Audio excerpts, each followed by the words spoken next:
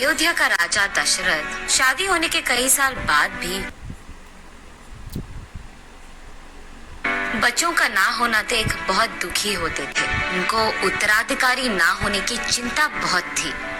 वशिष्ठ महामुनि दशरथ राजा को ऐसे देख उनकी चिंता के कारण जानते हैं।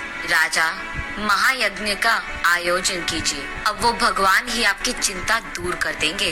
ये कहकर अगले ही दिन दशरथ राजा और वशिष्ठ मुनि मिलकर महायज्ञ का शुरुआत करते हैं। यज्ञ के दौरान एक शक्तिशाली आदमी प्रसाद लेकर उस यज्ञ की आग से बाहर आता है। इस प्रसाद को अपने 3 बीवियों में बांट दो, ये कहकर प्रसाद को दशरथ राजा के हाथ में देते हैं। कुछ ही दिनों में कौशल्या को राम, कुछ और दिन बाद सुमित्रा को लक्ष्मण और कुछ और दिन गुजरने के बाद कैकेयी को भरत और शत्रुघ्न जन्मते हैं। कुछ ही सालों में विद्याभ्यास करने के लिए दशरथ राजा उनके बच्चों को वशिष्ठ मुनि के आश्रम भेजते हैं। उनके पढ़ाई के दौरान एक हादसा ऐसे हुआ था कि एक महायज्ञ को एक राक्षस रोकने की बहुत कोशिश कर रहा था।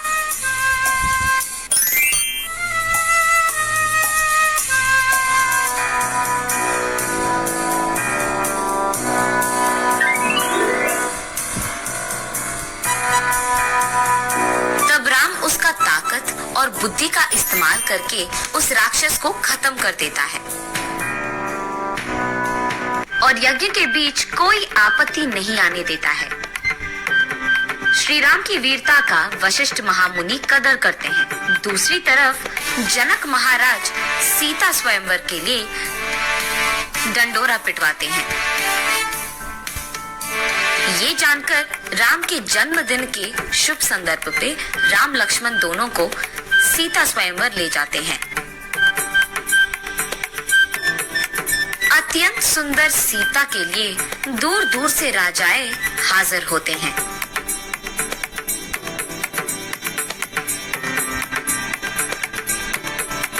वही मौजूद शिव धनुष को जो आदमी तोड़ता है, जनक महाराज कहते हैं कि वही आदमी सीता के पति बन पाएंगे। वही हाजिर बहुत सारे राजाएं उनकी अपनी अपनी ताकत का दिखावा करते हैं, लेकिन सारी कोशिश विफल होते हैं।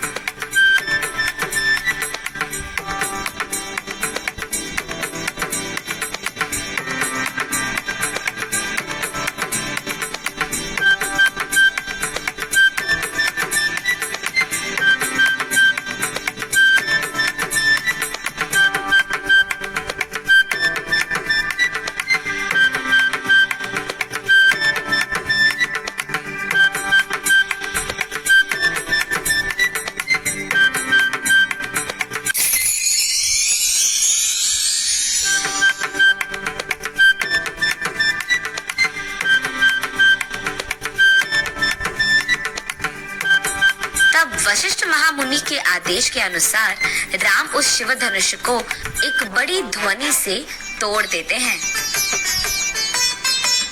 तब जनक महाराज सभी के आशीर्वाद से राम और सीता की शादी धूमधाम से करवाते हैं।